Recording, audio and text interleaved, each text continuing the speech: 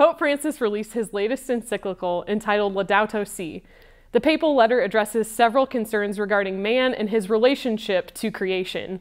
But if you're not an environmental policy writer, it can be kind of hard to figure out how this encyclical practically applies to your life.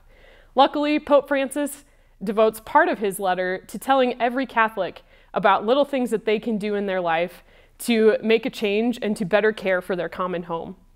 The first thing that we can all do is to pray. And now that sounds kind of obvious, but it's a good reminder as Christians that everything we do stems from our relationship with God.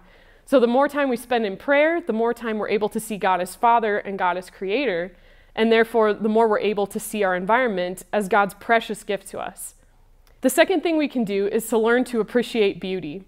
One of my favorite penances that I've ever received in confession was to go outside and to spend 20 minutes in silent nature. So contemplating God's beauty in nature calls us out of ourselves, it calms our hearts, and it reminds us of God's glory. And by the way, it doesn't really count if you're wearing your headphones the whole time, so I recommend silence. The third thing we can do is to practice selflessness and gratitude in the family.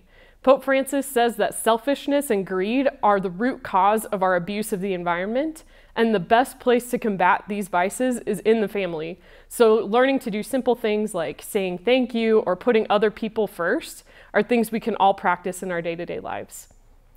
The fourth thing Pope Francis asks us to do is to change our habits as consumers. Catholic social teaching puts the human person at the center of every consumeristic transaction. So how do we do that as Catholics? This can be little changes to our day, like frequenting a local coffee shop rather than a Starbucks, or getting our vegetables from a farmer's market rather than at Walmart. The fifth thing we can do is to simplify our lives.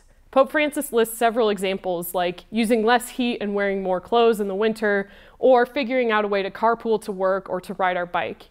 He says simplifying our lives will actually lead us to a deeper joy and a greater happiness than what we had before.